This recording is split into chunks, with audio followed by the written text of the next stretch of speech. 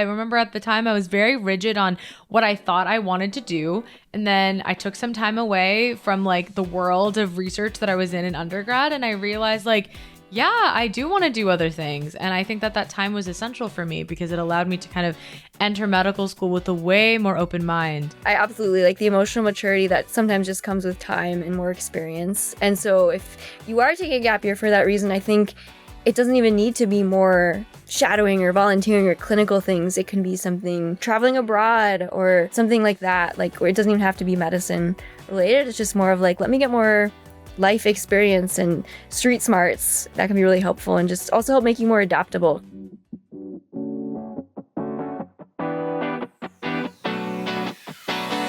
Hi, everyone, and welcome back to Pursuit of Practice. Today, we're talking to you about gap years, the decision to take one, and the potential for moments that challenge you, teach you, and shape your path in medicine. Today, I'm joined by Casey, who has taken gap years both before and during medical school. She'll share the choices she made, the surprises she encountered, the lessons she learned, and her advice for everyone listening. Whether you're thinking about a gap year before med school, considering one during your training, or just curious about how a pause can fuel personal and professional growth, today's conversation is packed with insights drawn from real experiences. Now, without further ado, let me introduce our co-host this week, Casey Kuka. Casey has worked as a peer tutor in science, math, and Spanish for over a decade. She has also been a tutor and instructor with Blueprint since 2020. And her favorite part about tutoring is the opportunity it allows her to get to know her students as individuals and strategize ways to best help turn their weaknesses into strengths. She recently completed her third year of medical school at Case Western Reserve University in Cleveland and has spent the last year in Philly as a Benjamin Fox Orthopedic Research Fellow before her fourth year of medical school. Her friends would describe her as adventurous, disciplined, and whimsical, and in her spare time, she can be found rock climbing, trail running, or planning her next travel adventure. Casey, thank you so much for joining us. Thanks for having me. I'm super excited to be here. Yeah, we're excited to have you. So today we're going to start by looking at what people ask on Reddit about gap years. All right. So this is our feature. We're trying to come up with the name for it, to be honest. But right now I'm kind of going for debunk Reddit or something. We'll come up with the creative name. Maybe one of our listeners will come up with a better name and tell us. But first up, before we talk about the actual Reddit post, I want to talk a little bit about like what is considered a gap year. So let me just go ahead and read this post. So it's from Behind Champion, I think is the username, but it says, what is a gap year? And the user asks, I keep hearing different definitions from different people. Would a gap year be applying May of your senior year of college and going through the cycle while not enrolled in undergrad? So for 25 college grad, apply May 2025, matriculate fall of 2026. Or this user also asks, as a gap year graduating and working for a year and then applying that following May and going through that cycle. So for a 2025 college grad, apply May 2026 and matriculate fall 2027. So Casey, what do you think? Yeah, so I mean, those would both be considered gap years. To me, a gap year is anytime you're taking off between college and medical school. And I think what I did was the latter, right? So I graduated and then I spent a year studying for the MCAT, and then the following year is when I applied. So if you want to not take any gap years, you would be applying in your junior year of college, because that means you would graduate and then just immediately start medical school. So both of those would count as gap years. I think it's any time in between, just taking a break from your formal education. Got it. Okay, so that makes sense. So the formal definition is a gap in formal education, but it seems like the difference between the two options that this person kind of included is that there would be 1 year gap if they applied the same year that they graduated. So graduate 2025, they graduate, then apply that same, I guess, summer, and then they matriculate the next year. But then if they were to apply a year after they graduate, they would inherently be taking 2 gap years. Is that correct? Exactly. Because for many reasons, the med school application process is an onerous one. It's a long one. It takes a year to apply, which is crazy. So if you are waiting to apply your senior spring, you have to go through that whole year-long process before you actually matriculate. Got it. Okay. That makes sense. So we have another Reddit post that we're going to talk about in a little bit. But for now, I want to talk about a couple of questions about you and your experience, Casey. So from what I know and from what you described, you've taken gap years both before and during medical school. So I kind of want to talk about both of those experiences. So let's start with before medical school. What motivated that decision? Yeah, so I think I I was always interested in medicine. I took the pre-med classes during or during undergrad, but I was never fully sold on the idea of it. And I had never pursued like the typical pre-med activities where you're exploring clinical experiences and doing a lot of shadowing and maybe volunteering at a hospital. So I didn't really have a strong reason for why I was interested in medicine. And by my senior spring, I decided, you know what, I think I am interested and I want to take this more seriously. So I completed the prereqs, but I still need to take the MCAT and, kind of beef up my resume and maybe we'll talk about this, but I think it's important to do things that interest you and not necessarily do things to try to get into medical school. But to some extent, you do need those clinical experiences to kind of ground your answer of why medicine in something clinically related. But so essentially my senior spring, I was like, well, I do want to do this. I don't want to spend my senior spring studying for the MCAT. So at that point, I kind of had to mentally accept that I was going to take 2 gap years because like we talked about it, I would have had to apply then and I couldn't because I didn't have an MCAT score yet. So I committed to spending that first year studying for the MCAT, working in a clinical job. I ended up getting a job as a medical scribe, which I'm happy to yap about endlessly because it was awesome and I highly recommend it. So, because I tried to get research jobs, I tried to get lots of different things, but the scribing is just what worked out. And I also worked as a rock wall manager. And then the year I was applying, that was COVID 2020. So I ended up also picking up a lot of other odd jobs just because as a scribe, I was non-essential, personnel, and they ended up keeping me there at the hospital. But I took on jobs I worked at a Whole Foods, I worked at an Amazon warehouse. I was doing all sorts of things. Oh, wow. COVID. Yeah. And yeah, it was quite the experience. So once I had taken the MCAT, I had a lot more flexibility in my schedule too. So it was kind of fun to dabble in different areas. Yeah.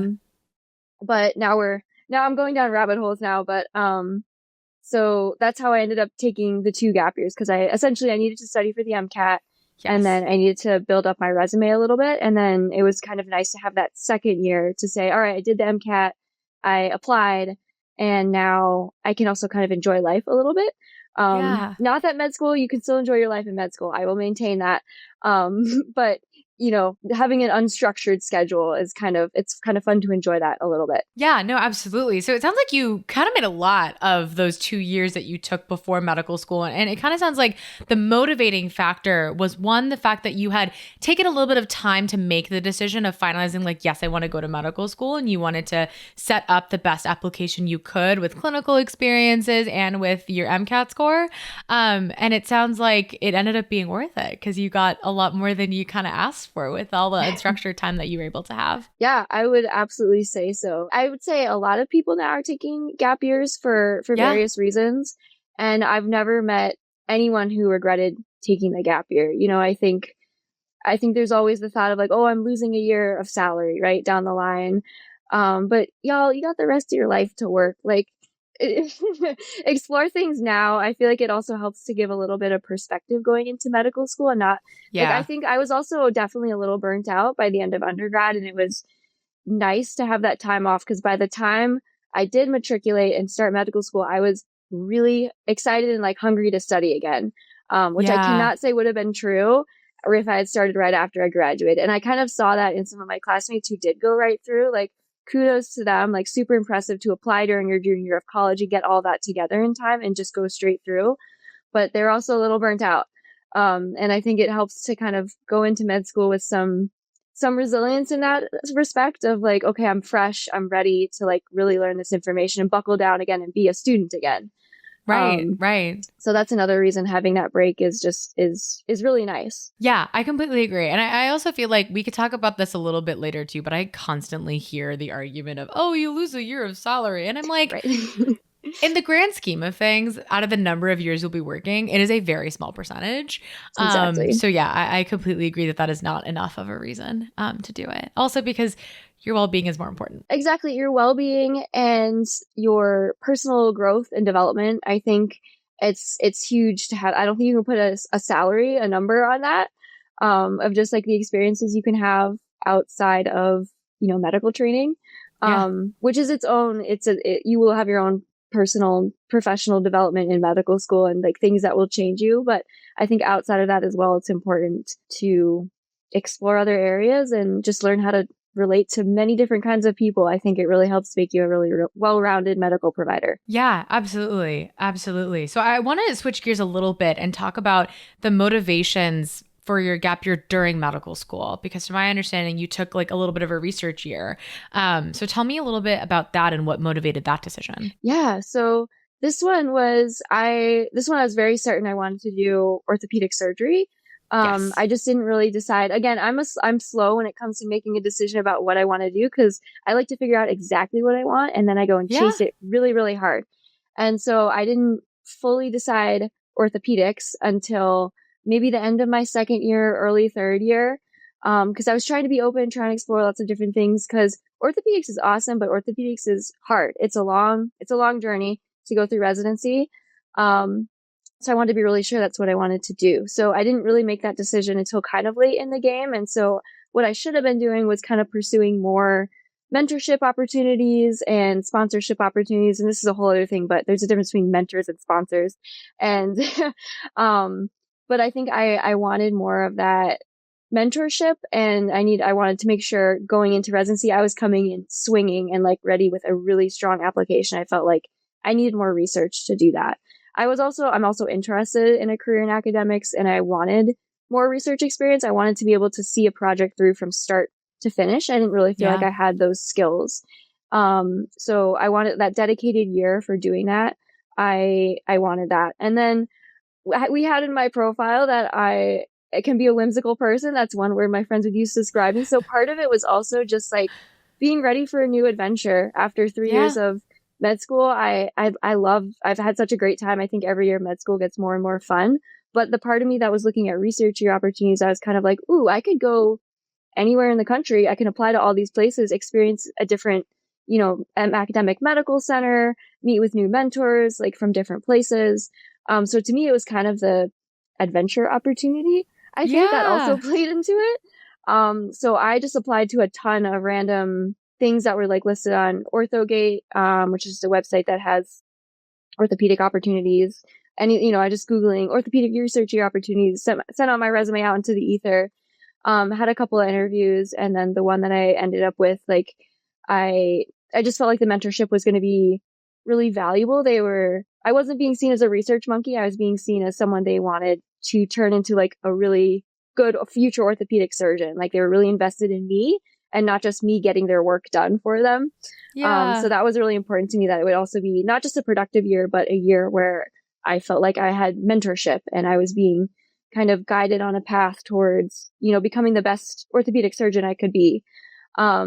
So all that to say, I did the research here to like enhance my application and also to explore and kind of step away from the grind of medical school and grind in a different way, for sure. Just essentially getting ready for orthopedic residency applications. Yeah, that makes a lot of sense. So it sounds like between the 2 years, like there was some differences, right? Like your years before medical school, you were getting ready to kind of create an application that would be good for applying to medical school. But it sounds like the gap year during was to prepare for the next step that's kind of coming ahead. Like you knew you were going to be choosing a potentially competitive path and you wanted to make sure you had everything, but also like not even like put competitiveness aside. It sounds like you had a skill set that you wanted to develop before pursuing surgery as a residency, which I think makes a ton of sense. Yeah, that was a perfect summary of my ramblings. I think, the undergrad one. The undergrad one the motive was definitely, I don't have like a good application at this point. I need to like get it up to snuff. The medical school one was, I know exactly what I want to do now, and I think I'm competitive. Let's make it even better. But I also have the skill set that I want to develop for my future career. So it was probably a little more maybe pointed. I don't know if that's the right word. I think definitely that is the right word. Yeah, because I think the gap years before medical school I was just like, I just want to get into medical school. And this one was, I want to, like, I have a career path now and I'm trying to enhance, what I'm getting out of that path along the way. Yeah, that makes a lot of sense. Like putting in the time now will hopefully allow you to be a productive researcher while you're a resident, as opposed to having to figure out how to do that while also pursuing residency, which sounds literally like the hardest thing you could possibly do. No.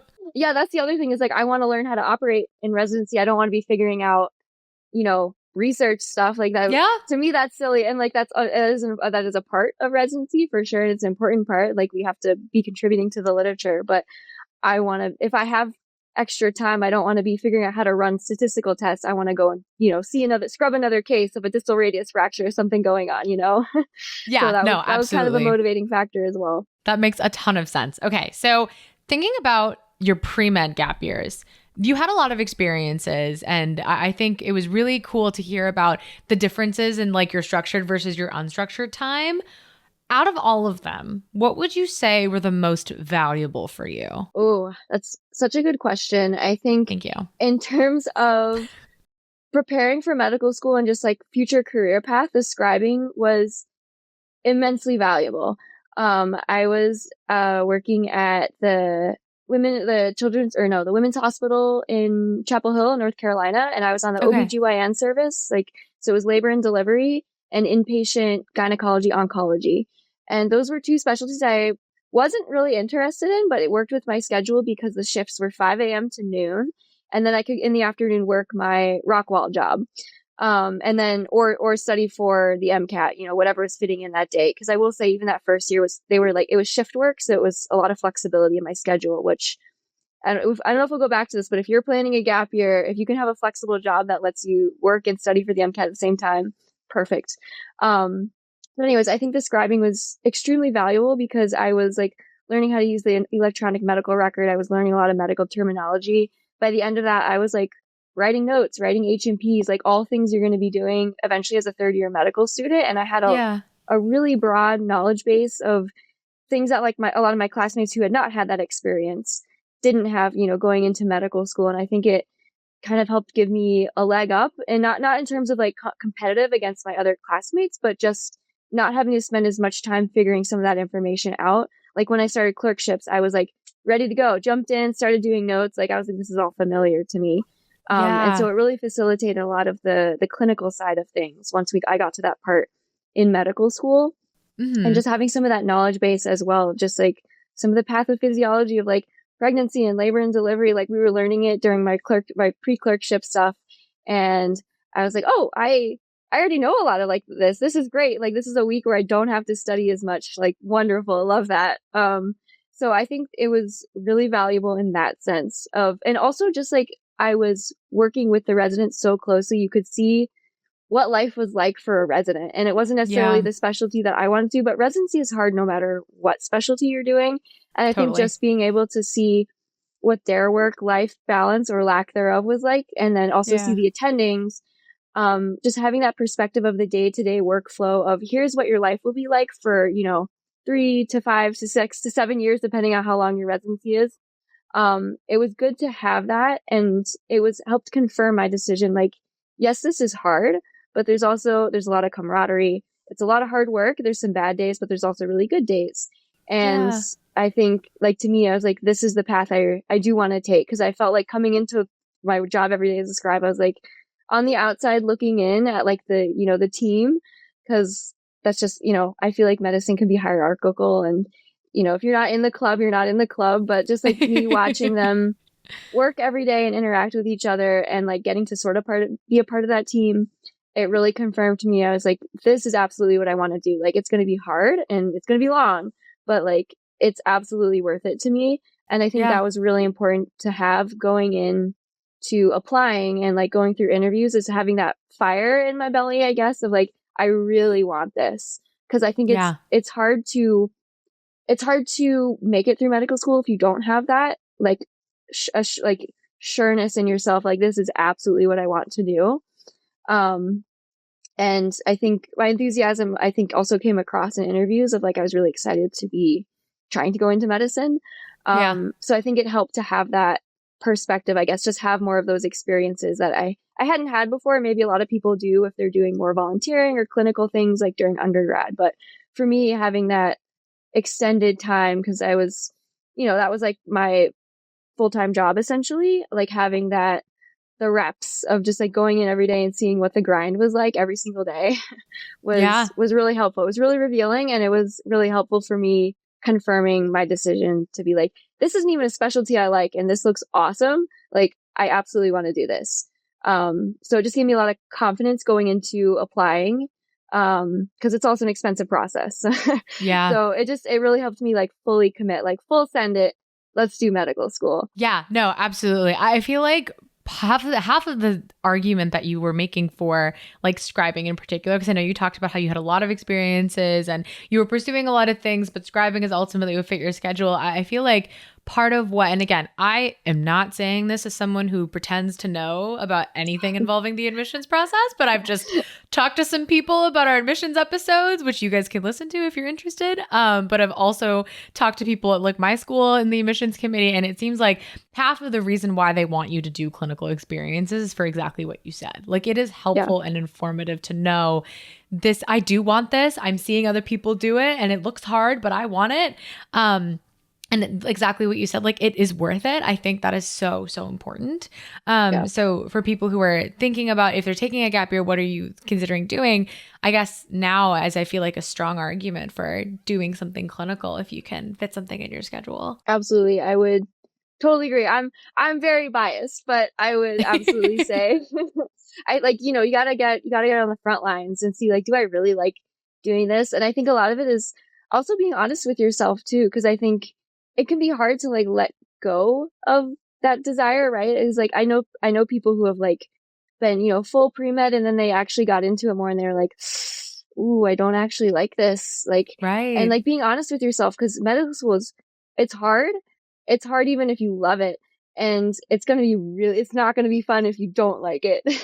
Yeah. So, yeah. I think it's important to like also kind of know yourself and be open to different experiences that you have and just reflect on how you feel in those experiences. And like, is this something I actually like, or am I gaslighting myself because it's something I feel like I should like, if that makes sense? Right. No, that totally makes sense. That 100% makes sense. I completely agree with that. Like not waiting until, you're doing your sub-Is. Cause I know someone, one of my friends from my school, he did a research year in ortho. He was full ortho bro.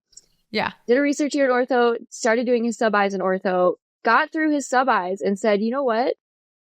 Don't actually like ortho. Don't actually like being in the OR.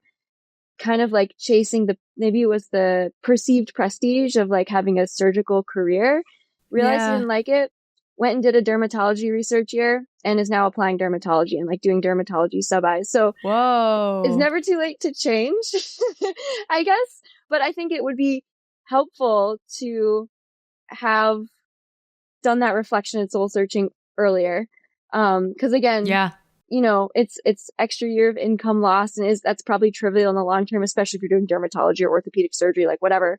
But I think he's now done like 2 or 3 gap years, which is like kind of crazy. But yeah, no, he's awesome. He's killing it. But I think being able to do that soul searching early on, can just help direct your path a little more. And 100%. And it's not a bad thing to do that exploration. Like I think he had a lot of great experiences from his ortho research and his sub-Is that he's probably applying to dermatology now. So I don't think there's anything wrong with that exploration. Just to save others time, I think it would be nice if you had done that reflection earlier and had that realization sooner. Yeah, no, that makes a lot of sense. So I think speaking of gap years in medical school, I want to switch gears now a little bit to the gap year that you spent in medical schools. I think right now you've returned into your 4th year, correct? Correct. So I'm doing sub-Is in ortho now. Mm-hmm. Okay, exciting. So in terms of the gap year that you spent, I know that you did a research fellowship. Is there anything specifically about it that you think contributed most to your personal and professional growth? Oh, absolutely. I think going back, so it's called a fellowship, but now there's so many. It's just like a year-long research opportunity, essentially. Totally, yeah. I needed something to pay me to stay somewhere that wasn't my med school, and so it's a fellowship for that reason because they paid me a stipend to live in Philadelphia for a year and do research. Yeah. I think in terms of like personal development, so of course professionally it was amazing because everyone was like just coming out with projects all the time, and I would just be like, yes, I will do it. Like I'm here to grind. But personally, I think it was also really valuable in terms of my future career because we got to also spend a day in clinic every week. And we were also scribing, and like we got to talk to patients, you know, get the history, and we'd go and present them to the attending, and then we would go in and scribe, and then we would write the note. So that was also super helpful. I think personally, though, it was nice to have the year of kind of, it was a flexible schedule. Like we didn't have to come into the office if we didn't want to. It was very much like, it was almost like my undergrad gap year in that sense, where like I was working, but it was on my schedule, which was kind of nice to have because you don't really have that in medicine. Your schedule is not your own until you're in attending. So it was nice to have that year of just like picking when I was working and then getting to work at CHOP, or the Children's Hospital of Philadelphia, where I was just incredible because I called it Orthopedic Wonderland because everyone was so enthusiastic about what they were doing. It was really refreshing coming off of my third year clerkships, where there's a lot of jaded and burnt out people in medicine for valid reasons. And so it was really refreshing to come and work somewhere where everyone was so excited. I think part of it is just being pediatrics, but everyone was so excited about what they were doing, huge ortho nerds, and just like really excited to help patients get better. And being around that was really refreshing. And the people I worked with, everyone was like on their A game, wanted to do their absolute best. And I feel like it's really rare to find that kind of environment where everyone cares so much. And it just really pushed me to also always be trying to put my best foot forward, right? Like always trying to do exactly the right thing, being as detail oriented as possible. So it really challenged me to not just like learn how to do research, but learn how to do it well. And I feel like now as I'm saying all this is more like professional development things.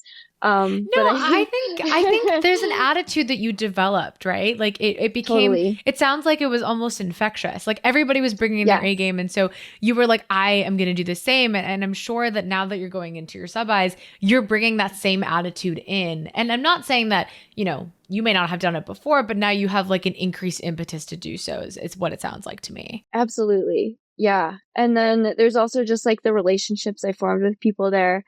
Like it's really fun when your coworkers are not just your coworkers, but they're your friends. They're people you want to hang out with outside of the office. And Philadelphia is a super fun place to explore. I'm not a city person. I never thought I would be, but Philly was an amazing place to be for a year. The food is great. There's great cycling and things to do all the time. So I just feel really fortunate that I had that opportunity. And now it gave me an idea of what I want in like a residency program, right? Because I realized I was like, this is peak like work environment. Like this is what I want. Like when I'm on my sub-Is, this is what I'm looking for. Is like, are they enthusiastic? Are they excited to teach? Does everyone want to hang out with each other? And there's certainly places where I've been where I like was staying late on my sub-I because I'm like, I just want to hang out with these people. Like they're really fun to be here on call with. Like I could go home, but also like kind of vibing right now. So, I feel like it gave me that sense of like, this is what your work environment could be. Right. Which, I mean, I'm going to be happy to get residency whoever wants to hire me, I'll take it. But like having that sense of like, this is what it could be was kind of eye-opening, in a way. It sounds like it kind of set the standard for you for what residency can look like. Absolutely. Yeah. That's amazing. I feel like that's the encapsulation of what anyone would want during their gap year, because it sounds like you grew in so many different ways and learned so much about both your clinical and your research goals. And so, that's amazing. I'm so glad. I hope people who are listening hear that and see that can happen for them too. I want to circle back now to this actually, because I know you talked about how it's like technically considered a fellowship because they paid you. Can you clarify for our listeners the difference between a sponsorship and a mentorship? Like, because you had alluded to that earlier. So can you just elaborate on that a little bit? Yeah, I think, okay, so I think with what I was saying with the fellowship is it's like it's a structured year program that they do every year. There's 3 fellows that they award a stipend to. And there's a couple different programs around the country that do that. I think there's also research years where it's more of an informal thing where you're just working with an attending, maybe one attending one-on-one. Because I was working with multiple attendings at CHOP. There were like tons of different projects going in. So you might not necessarily be paid. It's just like a research year opportunity. So I'm actually not sure if it's formally a fellowship, if they give you a stipend, or if it's just like they formalized it as this is like a thing we do every year. Because the one I did has been going on for years. That makes But sense. with the mentorship versus the sponsorship, and this was something actually a mentor told me, and it's also what kind of led me to do the research year, was because I'm hoping to match at like specific places for residency, and it's hard to Totally. do that Yeah. in general. It's especially hard to do that for ortho. Like, I'll be grateful if I match anywhere for ortho, but it would be great if I could match at like some specific places that I'm interested in. And Yeah. I think with mentors are people who are guiding you and giving you advice and helping you like grow personally and professionally.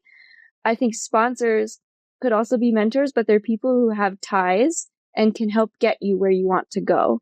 And Mm. I did not have sponsors, and you need those, I think, in orthopedics, unfortunately.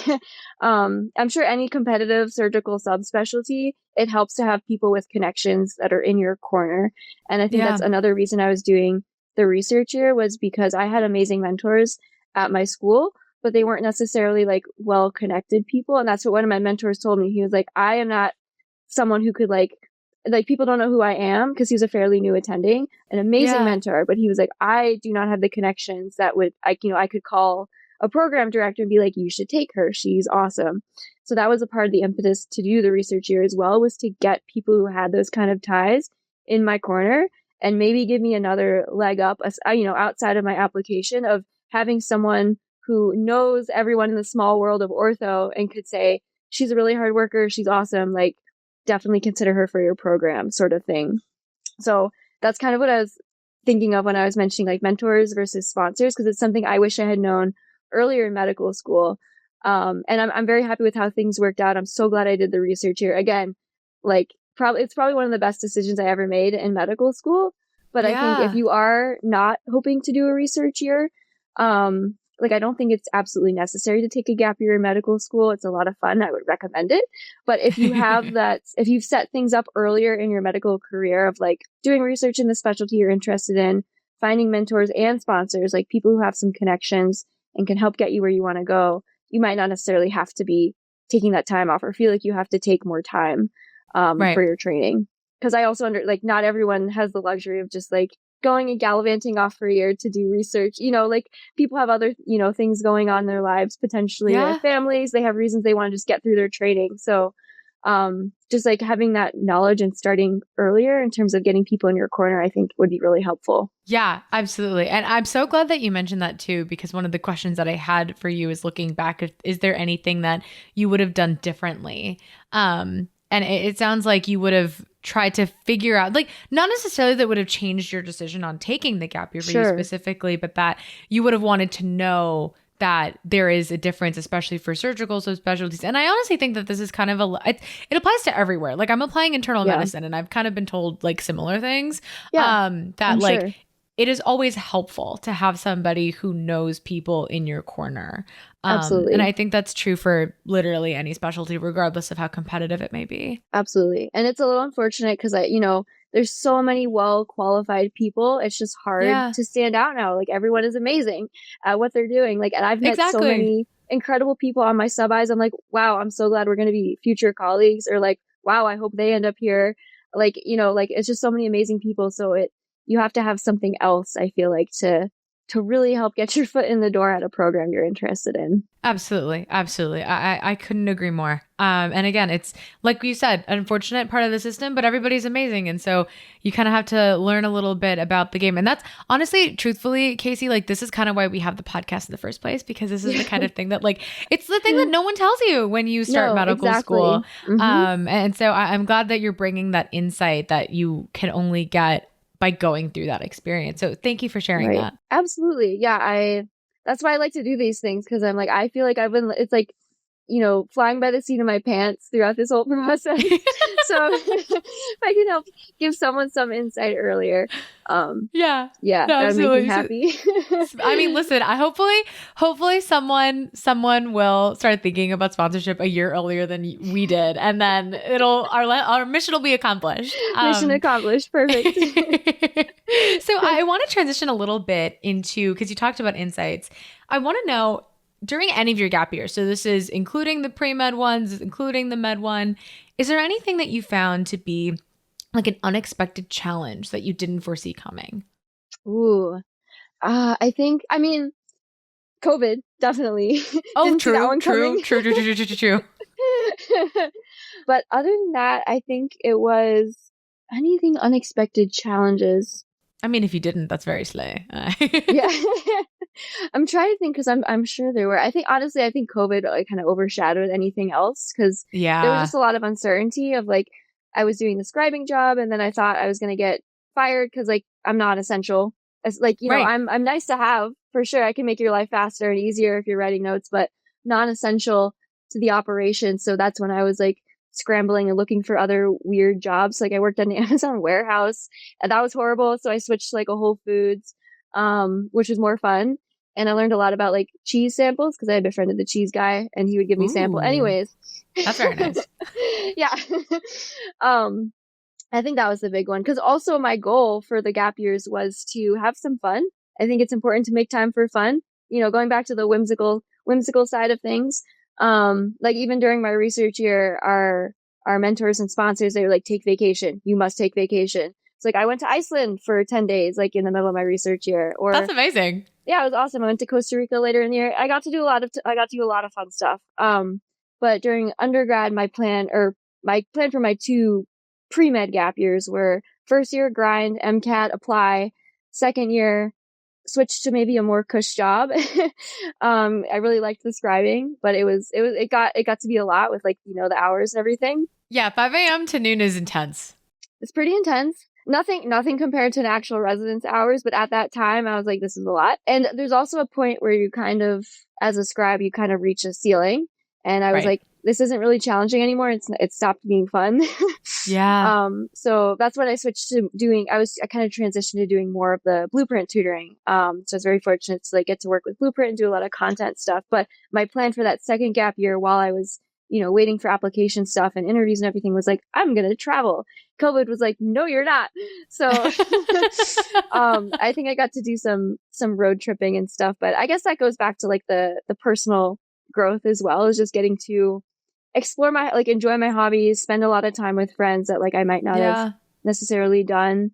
Formed a lot of really lasting relationships. That's what I got to do during my research gap year as well. Like I was able to make time for that. Yeah. And I think that also helped me form a foundation of like good habits for going into medical school, because I think it's helpful to be able to prioritize your time very well and have Yeah. some discipline. And because I think in medical school it's easy to study all the time, because if it's pass fail, I mean it depends on your curriculum. For my school it was pass fail, and I felt like I could keep going, or I know enough, I could say I could stop, I feel like I've studied enough, let me go and rock climb or like catch up with a friend. Like I don't need to sit here and study all day. So I think being able to have built those foundations during my gap years of like finding that balance of Yeah. how much do I actually need to work, and then how much, you know, and then let me still make time for fun. Because I absolutely think in medical school, through residency, through all of it, like even on sub-Is, I still make time to like work out or do one fun thing a day, even if it's for like 20 minutes. But Right. I think having built those habits early on during my gap years was super, super valuable, because going into medical Yeah. school and like the more intense parts of it, I already had those healthy habits to fall back on.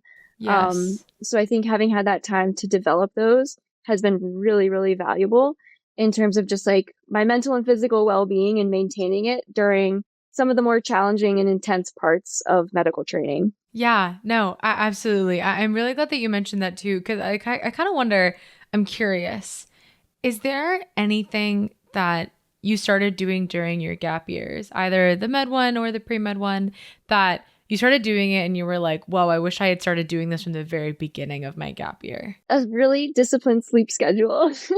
Yeah, fair. I will say that's like, I call that the secret to my success, because if I can maintain my sleep schedule, which isn't always possible on like sub-Is and certainly not during residency, but if I'm super protective of that, I'm just a lot more productive if I just have enough energy in the day to be focused and get done what I need to get done. Yeah. I think prioritizing that, and it's something I feel like a lot of people don't prioritize. They're like, you know, I'll just stay up super late and finish all this stuff. And it's hard. It's hard to build that habit. Like it takes a long time to get into a routine of like, I'm going to bed at this hour every single night. It's Right. challenging.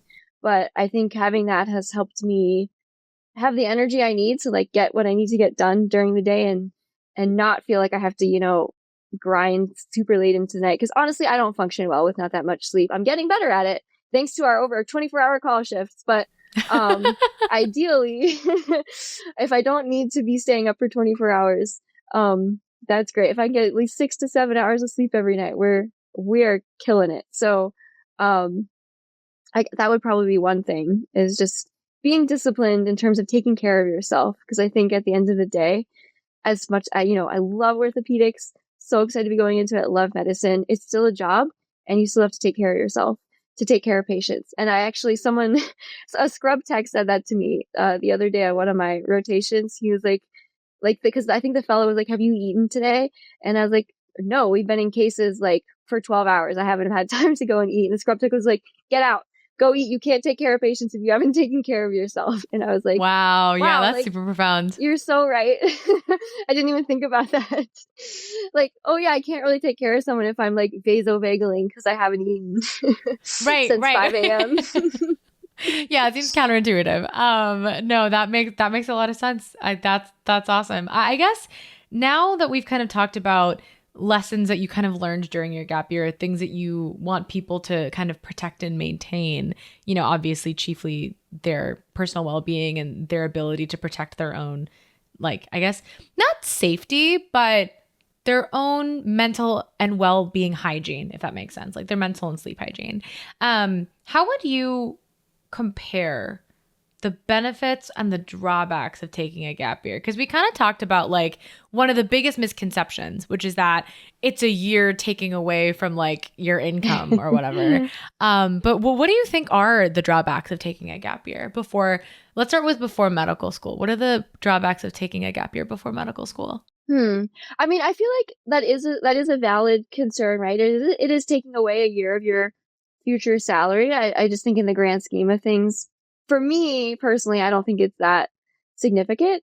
I think the drawback is you do have to find something that, I mean, unless like I had to find something that I could, work and make money and find somewhere to live. And sometimes it's nice to have the structure of school. Just like, here's what you're doing every day. Someone's telling you what to do. With a gap year, you kind of have to, set your own schedule and be proactive about finding those opportunities, which I think can be challenging. Cause it did take me some time to find a position. Cause like I said, I applied for research stuff. I applied for, I think, other clinical thing, like, medical assistant stuff, but coming out of undergrad with a biology degree, I have no skills. I didn't do that much research either. So, ultimately I ended up with the scribing, which I'm super grateful for. But I think it's hard to set up things sometimes. Especially because, again, in undergrad, certainly didn't have any mentors or sponsors. So if you had connections that could help you get some sort of position for that gap year, I think that would be great. Because I think what could be a drawback is you could spend the initial part of the year kind of floundering and trying to find something to do and like fill your time. So I don't know if that's so much a drawback necessarily, because that's part of the exploration process maybe. But I think that would be one thing, is like if you're like someone who's used to having such a structured schedule in undergrad and then having to go and kind of find those opportunities to fill your year and fill out your resume and also make time to maybe study for the MCAT, if that's what you're doing, that can be challenging for sure. Yeah. I don't know. Absolutely. Again, I don't know if that's necessarily a drawback, but it's certainly something to consider, is you definitely have to be kind of take the initiative to find those opportunities. Cause you are essentially just looking for a job for a year. Unless you're like super fortunate and don't have to work, like that's great. Then you can just like hunker down, focus on the MCAT, and maybe enjoy some of your hobbies or something. But I think in general, you do need to take some initiative and be proactive in finding those opportunities, and that can be challenging and frustrating process for sure. Right. Yeah, no, that makes a lot of sense. And I also think that one of the things I also want to address is, in terms of the whole discussion about gap years and not, I think there are some people who have extenuating circumstances, right? So like if you're on student loans and you can't afford to start paying back your loan, so you have to kind of continue being a student, that is an extenuating circumstance in which, that is a very important factor to consider. And I wanted to mention that as well, because I do know some people who like were debating taking a year and decided against it because of their student loans and because of the fact that Right. they couldn't afford to like start paying them off until they had like doctor money, which is so real and so Yeah. fair. But yeah, I think that's an important factor to consider as well. So I want to ask you a little bit about now the benefits and drawbacks of a gap year during medical school. So like what are the drawbacks of that one? Because I think that one is more contested, I found. Totally. And I mean, I think it's also becoming a more popular option just as residency gets more and more insanely competitive. There's Yeah. people looking for a way to kind of stand out. But I think honestly, one of the big drawbacks for me was I didn't get to graduate with my original med school class.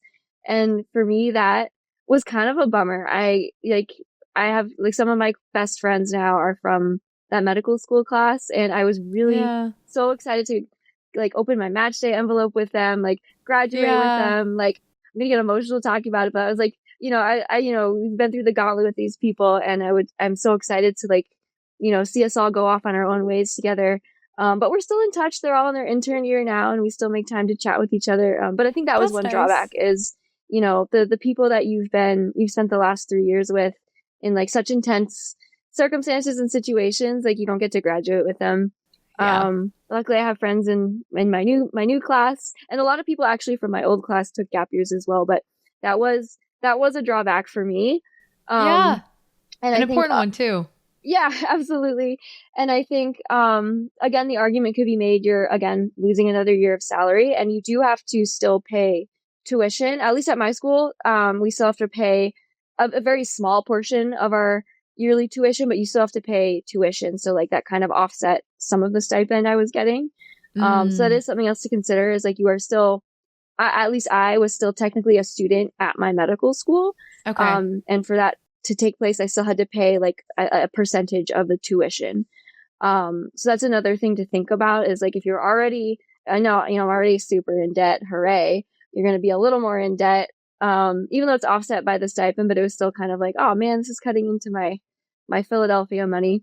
But Yeah. so that's something else to consider. I don't think every school is the same in that respect, but for me, that was another thing to consider. And then the fact that I had to move, I was moving to a completely different part of the country after I'd been in Ohio for the past 3 years. So Yeah. moving is annoying. So that's just something else. For me, it was worth it. I'm like, hooray, like, yay, exploring, whimsical, Yeah. we. But it's again something else to think about because that's a lot of more planning. I had to like it was like so back to back too because I finished clerkships, took step two, was moving to Philadelphia. I had to pack during all of this, so just a hectic time. Um, so just things to like be planning for and consider as well of like how that's gonna affect you and like how feasible that's gonna be for you. Because I was also looking at opportunities that were like across the country. So like if I ended up on the West Coast, that would have been way more challenging because I could just drive from Cleveland to Philadelphia and I U-hauled all my stuff over there.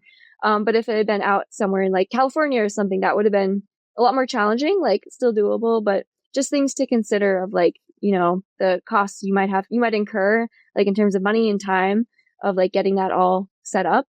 For me, it was Yeah. absolutely worth it. Like again, would do it again in a heartbeat. Best decision ever. But those are certainly things to consider. Yeah. Yeah. No, absolutely. So it sounds like a lot of the factors that are drawbacks for during medical school is personal. So like Yeah, related to your own financial situation, related to your own family situation, if you have children, if you have a significant other that is kind of totally. drawn to a specific location, like can you actually move? Or if you're in a specific school, like can you actually take that year? So it sounds Absolutely. like although there are a ton of benefits, the drawbacks seem to be more personal than professional. Yeah, at least for me, they were. I think there's really no professional drawback that I can think of if you're taking a gap Yeah. year, unless you do it and you don't do anything productive.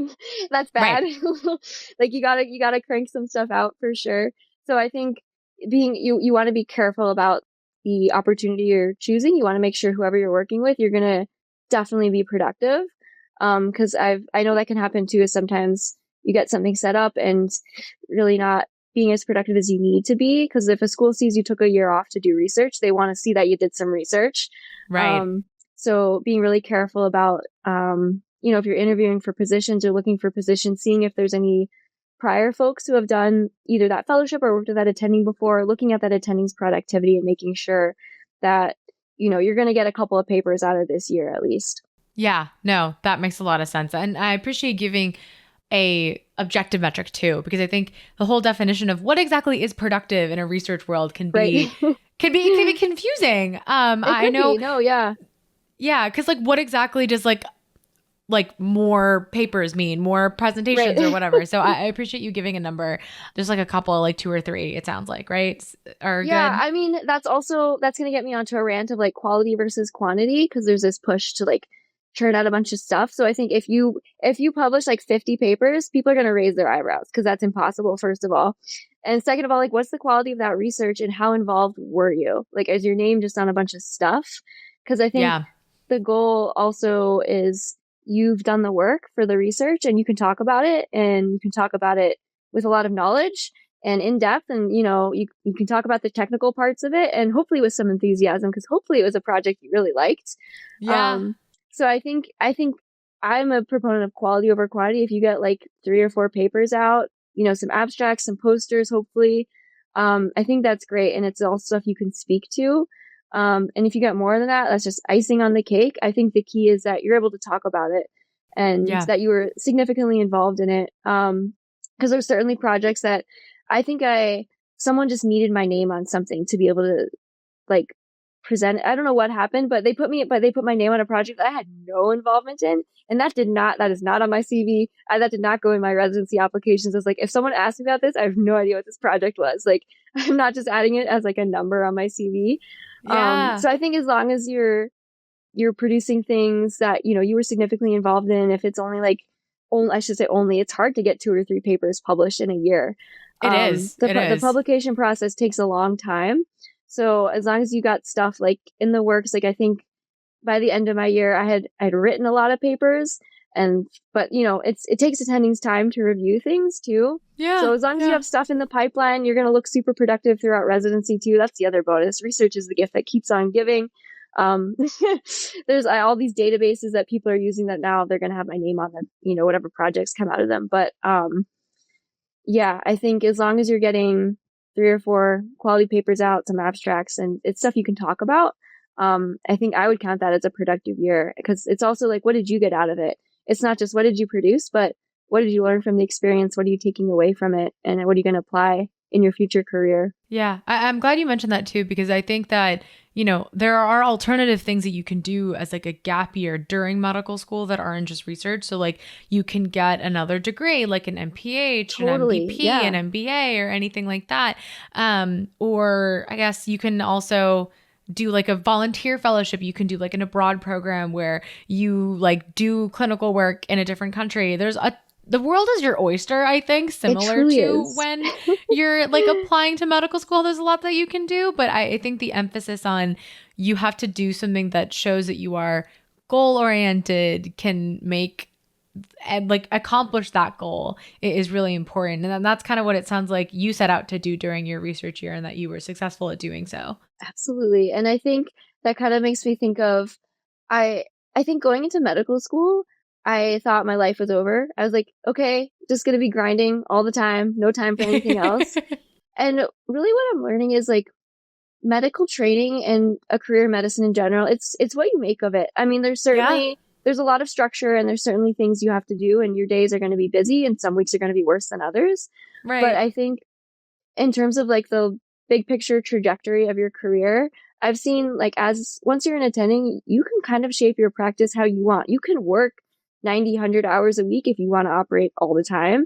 You can work 40 hours a week if you want to be in private practice and just do a couple cases every day and like have clinic once or twice a week. Like you can do a lot of picking your own adventure in medicine. Like Yes. there's lots of, like you were saying, there's so many gap year opportunities, or even, it doesn't even have to be a full year. It can just be like clerkship electives, or things you're filling your breaks with during medical school. And then like in your actual career as an attending, like there's certainly your practice, you can shape it as you want. You can do a lot of mission trips, and you can do a more like outreach or like policy things or research. It's kind of like you can shape it as what you want it to be. Yes. And I think that's something I didn't realize going into medical school. Is like I was kind of like, there's this standardized like, grind, you work, this is how much you're going to work. And it's really up to you. And I think that's just what makes it such an exciting career. So many opportunities. I agree. And I think like there will be several episodes in the future where we talk about like the options of how you can kind of hybridize your clinical career with, I like to call it like the MD plus options of like things that you can, right? It's not mine. There's like a Slack channel that exists. It's called MD plus. And it's like people who are interested in like doing business stuff while also being doctors. So I'm stealing it from them. Cool. But I like it for kind of the catch-all for anything else. Like you could do education, you could do policy, advocacy, research. Oh, sure. The world is your oyster, like you said. And I think it sounds like the research year or the gap year can be an opportunity for you to explore those things. And so for you, you were interested in academic medicine. And so you wanted to explore that specific opportunity that you know is available for you when you become a physician yourself. Absolutely. Yeah. Amazing. So, okay, I want to head back to Reddit because it's my favorite place to be. Just kidding. But sometimes it is fun. We all lurk on Reddit. Yeah, we all lurk on it. We shouldn't, but we should. I think it's everyone's guilty pleasure. I think 100%. But I want to talk about this next question, and I want to hear your advice for the student about the advice that they've received, and specifically about, I think this post is about someone who's saying the gap year is a necessity. So I'm just going to read the post out loud and then we'll talk about it. So it's from Cleor. I don't know. That's the username. Go off, right. Cleor. Yeah. But the topic is, has the gap year become more of a necessity than a choice? Specifically, they say, med school applications are so competitive. I was told that I need an extra year to bolster my resume, even with a 3.89 GPA, 100 hours of volunteering, 60 hours of shadowing, 100 clinical hours, and 70 hours of research. I also had a leadership role in my club, and I tutor as well. I haven't taken the MCAT, but I have been advised to take a gap year to do more shadowing and clinical hours and get some quote-unquote real research. And in parentheses, they include my current research hours are psychological research. There's no end parentheses. That's a typo on their end. I'm just calling it out loud because I'm the worst. I know a lot of pre-meds who say they need the gap year to bolster their resume, and I understand some people want the gap year to take a break from medical school, but is it now a need? Wow. Okay, I have so many thoughts about this. Yes. First, Cleor, you're killing it. So many hours. I don't think I had that many volunteer hours or any, like, I'm like super impressed. Second, real research. Psych research is still real research. Like, that's awesome. And I actually think it makes you stand out a little more because it's not so cookie cutter, like basic science research or, clinical research. I think that's, and honestly, I think with the gap year, I think this goes back to kind of knowing yourself a little bit. Because I think and again, I don't know anything about med school admissions, but I think what they do want to see is that you are genuinely excited to be pursuing a career in medicine. So I think if the hours that you have accumulated thus far have given you some experiences that you can talk about with enthusiasm and say, like, here's what I saw, here's what I learned, here's how I grew from this. Yeah. I think that's what goes further is like the quality of those experiences and what did you get out of them. I don't think it's so much acquiring more numbers. Like, if you were sitting at a desk for volunteering and you're like, sitting at a computer not doing anything, but you have 200 hours of that, is that useful? Versus if you have like 10 hours where you were volunteering with patients and you were talking to patients and seeing them and, you're hearing a lot of stories and you were seeing things that really touched you and made you think about things, made you feel things, that is way more valuable, in my opinion. Like, I think being able to talk about, it's how you were able to talk about your experiences and what you learned. Totally. So I don't think the gap year is necessary unless you feel like you need more experiences to kind of flesh out your idea of why am I doing this and what are the qualities that are going to make me a really good doctor that I took from these experiences. So for me, it's a lot more about the quality than the quantity of the numbers. And again, I don't think it matters what kind of research you're doing. I think doing research is showing that you're like intellectually curious, which is a nice way to say you're a nerd, because if you're going to medicine, you're a nerd. I'm a nerd. Yeah, we love it. But we love the studying. But I think like it doesn't matter exactly what you're doing, it's how you can talk about it. Like Right. honestly, I had like the scribing experience, and that was super important, I think, for showing that I was, committed to furthering my understanding of what clinical medicine was and that I was interested in it. But most of my med school application was about rock climbing. It was in my personal statement. I worked as a rock wall manager. Like all of my activities Yeah. were rock climbing. I had some volunteering stuff. So like, but it was the skills I had taken from that I said, here's what's going to make me a good physician. Here's what's going to help me care for patients and be a good team player and a good leader. And I think it was more about, those experiences I had had and like the richness of those experiences. I didn't have that many shadowing experiences. I think I had maybe like 20 hours total, but they were really like intense. Like I was super busy during those shadowing experiences. I got to talk a lot to the attendings. I saw a lot of things, and I Yeah. feel like they were high quality. It was super high value time. Like I wasn't just twiddling my thumbs, like sitting in clinic waiting for things to happen. So I think all that to say, it's more about the quality of your experiences. And if those hours have given you experiences that you feel you can talk about and show that you're going to be an amazing doctor, I don't think you need to feel like you need to take a research year just to get more hours. Yes. Because I do think there's a point of diminishing returns where you're like, well, why are we getting more hours? I know I want to be a doctor. I know why I want to be a doctor. Like, we don't need to keep shadowing. Let's get in and let's start doing it ourselves. Yeah, no, I completely agree. I will also say that although I am not an admissions representative myself, and I am by no means an expert in that, we do have some episodes with Holly Prophet, who is one of Blueprint's admission, like med school admissions advisors, and she served on admissions committees and been involved with that before. She's done episodes 1, episode 4, which is our last episode, and then we're recording another episode with her in a little bit, but she talks a lot about a similar thing that you're describing, Casey, which is that quality over quantity is important. And what's more important than how much you did was about your ability to speak on it. So I think you're absolutely right. Wow, I feel super validated because that was just me making things up. And so I'm glad an expert agreed. Yes. No, this is the transitive property. So I'm not an expert, you're not an expert, but Holly is, and Holly told me, so I'm telling you. Wow, I wish I had these episodes when I was like going through all of this. So Yeah. it would be so helpful. I mean, listen, we're doing residency applications soon, so maybe a lot of it translates. I think a lot of the topics that It absolutely does. pre-meds are worried about are the same things that med students are worried about, and I think you'd worried about it again for residency and to fellowship, so it's kind of just the same thing over and over again. Never, y'all. You're gonna be always worried about standardized exams, applying for things, people evaluating you. It is what it is. Yeah, you just get better at being used to it, I think. Yes. With all the reps, you kind of habituate to it. It's all about the reps. Absolutely. Is there anything else about that Reddit post, Casey, that you think we should address before we move on to our final set of questions? Oh, I think I ranted on all the things I was thinking about. The quality, I think you did. The not dissing any other kind of research. It's all valid research. Yes.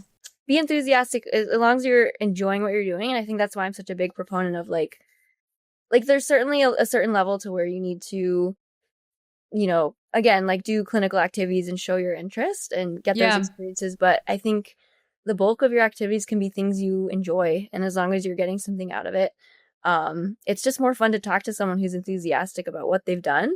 Yeah. So even if it's not, exactly medicine related, if you're passionate about it, it's going to come across, and like people interviewing are going to it's going to be more fun to talk to you because, you've just had a fun experience that you want to share. Yeah, no, absolutely. And I also will say, I think this may not be, I can't, read the mind of the advisor who is advising Cleor about their application, but I do think that there is something to be said about the emotional maturity that a person has before they go into medical school. And I think that, good point. There are a lot of things that contribute to a person's emotional maturity, their life experiences, time, right? And I think sometimes if you haven't had the life experiences that kind of give you the emotional bandwidth that allows you to succeed in medical school, time can also do that. And so Absolutely. There are people who I've met, and even I was kind of advised to take a gap year. And I don't think it was funny. My advisor didn't want to tell me this specifically, but I could tell that she was kind of getting at you should like grow up a smidge more. before you go to medical school. And I think it was totally fair. It was totally fair and sound advice. I did take a singular year, and I did think that that year made a difference. Like I remember at the time I was very rigid on what I thought I wanted to do. And then I took some time away from like the world of research that I was in undergrad. And I realized like, yeah, I do want to do other things. And I think that that time was essential for me because it allowed me to kind of enter medical school with a way more open mind than I Yes. would have if I had just gone straight through. So I think if there are situations like that, that may be underlying what you're talking about, or what that admissions person was kind of talking about. But again, I can't say for sure. But I do think it's an important factor for people as well. Like, are they emotionally ready to do medical school? Because it's challenging in a lot of ways, honestly. Yeah, I'm so glad you brought that up because that is something that I was also thinking about is like the emotional maturity and perhaps lack thereof I've seen in people who like went straight through. And I Yeah. think it's just having more time. Sometimes it is just more time or more life experiences outside of structured environment of school that you've been in for so many years to Right. help give you a little bit more of a better perspective too. Because like I feel like even like hardest days in med school, I was like, this is still an awesome job that I will get to do. And I Yeah. feel like some of my classmates are like, I should have gone into like construction or something. They're like, so, worked a desk job. I was like, no. You do, I promise, having done some of those jobs, you do not want to do that. You are sitting here getting to study in the air conditioning. I promise this is much better than some of the Yeah. jobs you're talking about, which that's just like one small part of it, but I absolutely like the emotional maturity that sometimes just comes with time and more experience. And so if you are taking a gap year for that reason, I think it doesn't even need to be more shadowing or volunteering or clinical things. It can be something, like people have done like Peace Corps or traveling abroad or something like that, like, or it doesn't even have to be medicine related. It's just more of like, let me get more life experience and street smarts. I think that can be really helpful and just also help make you more adaptable because a lot of getting through medical school or I should say thriving in medical school is learning how to be adaptable. Because I would say I was a very rigid person and, I'm very controlling and want things a certain way. And Yeah. like learning to be more flexible and just kind of go with the flow and roll with things that are happening and not lose your brain, like lose your mind when that happens. Just being like, all right, this isn't perfect, but it's fine. We're going to make it through. I think just developing that does take time and it takes some experiences outside of, a structured classroom environment. Right. I also want to transition a little bit now into the questions that we kind of have for you. And I think you kind of answered one of them already, but it's about like activities, hobbies, or jobs that you think are especially valuable to pursue during a gap year. It sounds like from what you've said that anything that requires you to be adaptable and kind of like pushes you outside of the comfort zone that you're normally in are valuable to pursue. Is there anything else? Yeah, I think that, which isn't like super tangible, I think customer service jobs, great. Because a lot of medicine is customer service. We had one of our lecturers, I don't remember what he was talking about, but he was like, your patients are much less likely to see you if they like you. So Yeah, like honestly, just being able to talk to people and relate to people, which is not easy to do if you haven't it's not. talked to a lot of people because college is kind of a bubble. You're around a lot of peers who are probably more similar to you than you think. Certainly some, you'll certainly have unique classmates, but you're not talking to a variety of people of different ages and different backgrounds and ethnicities. And I think working customer service jobs that are kind of putting you at the forefront of humanity sometimes. Just being able to interact with people when they're not at their best, I think is a really valuable skill to have going into Yeah. medicine. And being able to, I shouldn't say like take control, but like being able to navigate a conversation with a patient or their family member. And I'm certainly not an expert at this. I have a long way to go, but I think having had experiences, it sounds silly, but like in a Whole Foods, just interacting with customers or at the Rockwall, interacting with people coming in at the desk and helping train people and like teaching classes. I think just having those interactions with people are super important for kind of building those skills and kind of that emotional intelligence as well of like just working with other people and I guess like sensitivity too. Yeah, no, absolutely. Absolutely. Now, in terms of the gap year itself, how can people I guess, ensure that their gap year supports their long-term goals? Because I know you talked about how you had some goals for all three of the gap years that you've taken, but how can people kind of ensure that that's going to happen to them? Because I know one of the things that people worry about is kind of losing momentum. Like they have structured time, sort of like you said, they have structured time, then they're unstructured, and they're worried about losing the momentum that they had when they had more structure in their time. Totally. And yeah, I think it is super important to have a plan. It starts with those goals. So for me, I mean, it just started with like I need to take the MCAT. I need to do something clinical, and I did some volunteering as well of just like little random things, and then I need to also make money because the scribing pays like peanuts. So that's why I was also working the Rockwall manager job. Yeah. Because like I have to pay my rent. So I think your goals and your needs, you need to like set up what your goals are. Like, okay, I'm gonna take MCAT. I need to apply to med school. And then I think trying to stay disciplined and rigid with those goals. So I just talked about being adaptable, but I think some things like you pick an MCAT date and you say, this is the date, this is when I'm taking it. Because I will say, just doing a lot of tutoring, I see a lot of people let things get in the way and they'll push it back and like messes up your timeline. And I think it's really important to try to be strict with yourself and say, this is when I'm taking it. I'm going to stick to this date as best as I can. And of course, like sometimes life circumstances just come up and happen. Yeah. But I think if to the best of your ability, being strict with your goals and your timeline of like, I know I need to apply to med school at this time, so I need my MCAT back at this time. And Yeah. then you have to factor in, well, what other considerations do I have? Do I need to work to support myself? Like I did. So I had to like find a job that would be flexible. So like with the scribing and the manager job, there were other people working in those positions where I could say if I needed, if I needed a couple days where I was like, I need to like really hunker down and study, I could switch shifts with people. Like it was very flexible. So I was very lucky to be able to find jobs that would let me factor in some flexibility and say, okay, these are MCAT study days. And I use that time as precious. I was like, okay, I'm not working today. I'm, not making money today. I have to study for the MCAT today. Like, I don't have a choice. Like, that's the reason. I don't get to go and gallivant and like have fun. Like, this is the day to study. So kind of like building that self-discipline, I think. And that was something else that was valuable of the gap years, is saying, like, this is what I know I need to get done in this time.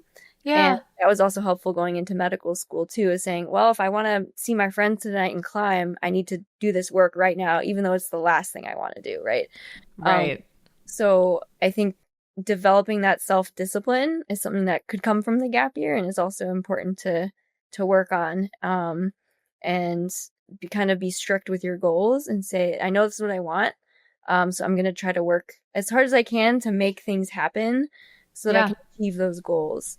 And again, like, I feel like I'm coming from a very privileged place because was very lucky. I got, jobs that let me do that.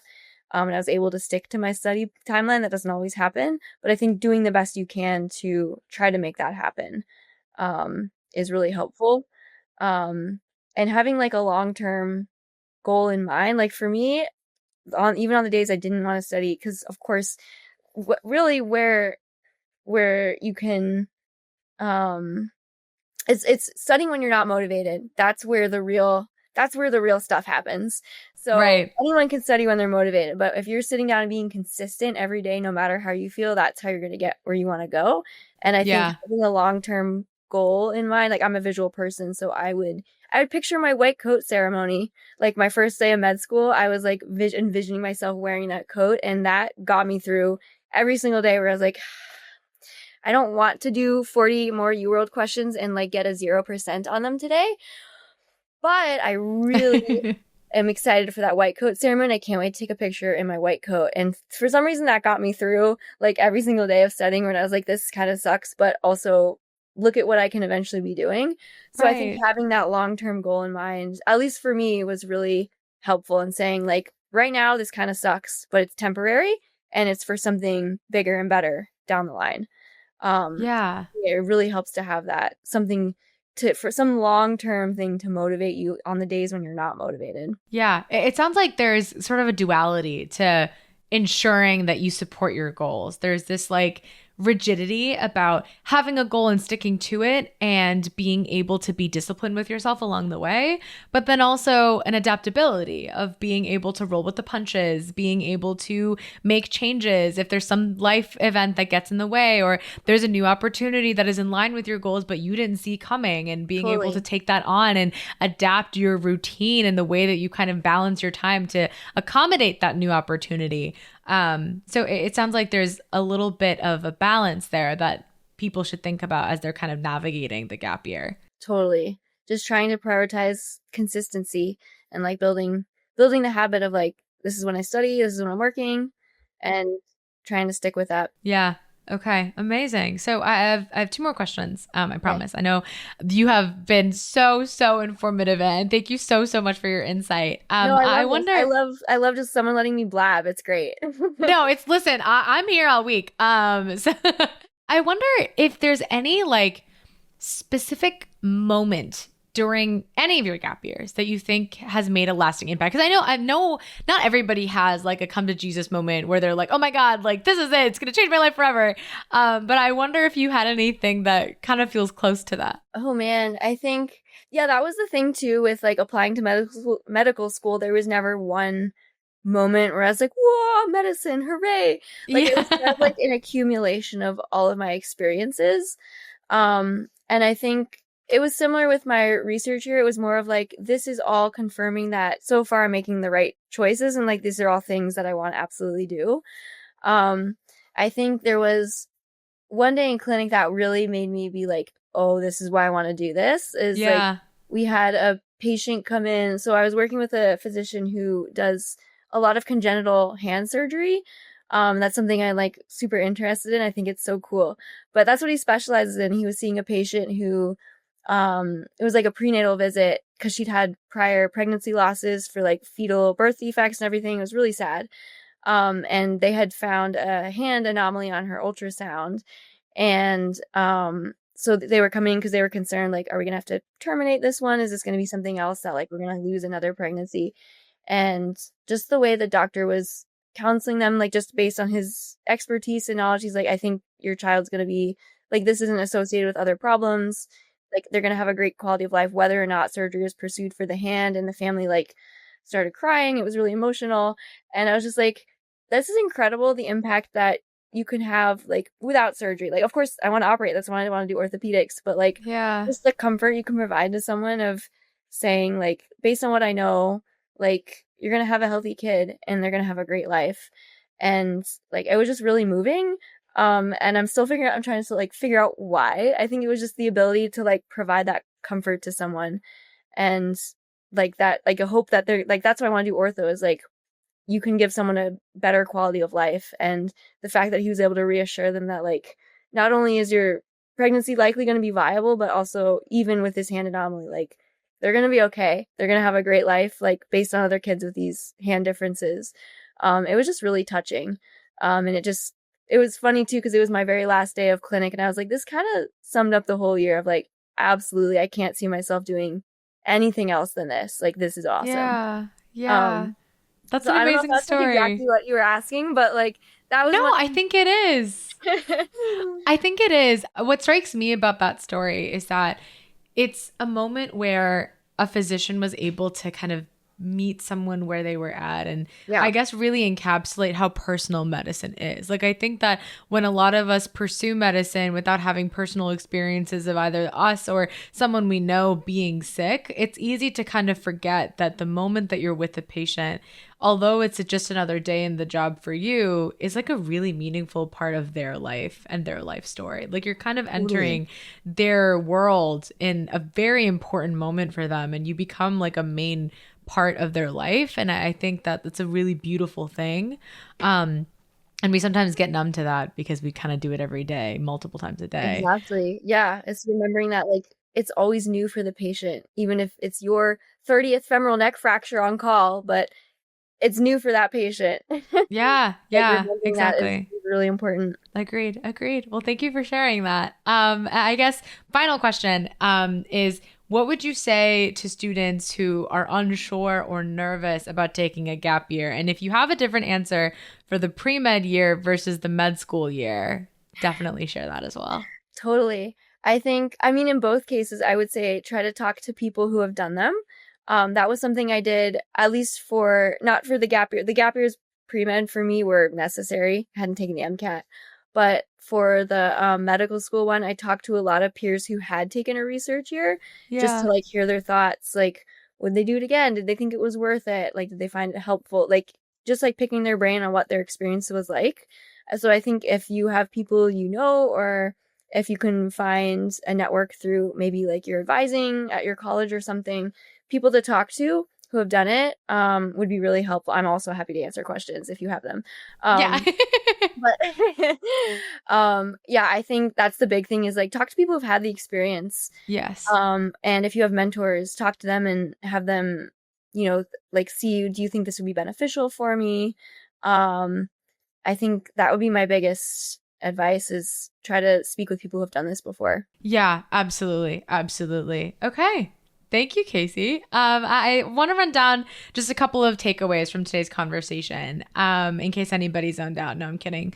For me, I feel like, I mean, listen, I don't know what people do when they listen to podcasts. I feel like I'm like generally either like walking or running somewhere. Oh, I'm never just sitting and listening. I'm always like, I'm either driving or doing chores, something, half distracted. Yeah. So I feel like the big takeaway from this for me is that you can do a number of things in a gap year, whether you're doing, and also depending on when you're doing it, you could be doing it before med school, you could be doing it during med school. I've even heard of some people doing it after med school. It all depends. But the gap year is only as good as what you kind of do with it. And even though it can look different from any person, like for you, it was very research oriented because that was in line with what your goal was. But it seems like the core of it is that it should be in line with the goal that you set out for yourself. And that during that year, you kind of grow by working towards said goal and accomplishing it. And by being able to do that, you grow both professionally and personally because you kind of figure out how to balance a bunch of things at the same time and grow to kind of develop the seed of a career that you would want to have when you are a resident and beyond residency. Is there anything that you, Casey, think is like the biggest takeaway from all of this? Being open to new experiences and exploring. I think that's a big part of the gap years. Yeah. You certainly have goals and things you want to accomplish, but be open and reflect on all of your experiences and really take the time to check in with yourself and say, this is helping me reach my goal? Am I enjoying this? Like, how do I feel when I'm doing this? Yeah. So I think it's really important to be checking in every once in a while with yourself and reflect on, is this accomplishing what I want? And am I getting something out of this? Yeah, absolutely. Absolutely. Well, thank you, Casey. We have got a ton of episodes coming up about specializing, time management, interviewing, and so much more. So please make sure to like and subscribe on YouTube or wherever you follow us, wherever you get your podcast, whether it be Spotify, Apple Music, or whatever else. I don't really know. But thank you guys all so much for listening to Pursuit of Practice, brought to you by Blueprint. And we will see you next time. Thanks so much for watching. If you like this episode, make sure to subscribe on YouTube or follow Pursuit of Practice on your favorite podcast app so you never miss an update. And remember, Blueprint is here to support you every step of the way, whether you're preparing for the MCAT or navigating med school applications and beyond. Visit blueprintprep.com for more details. See you next time.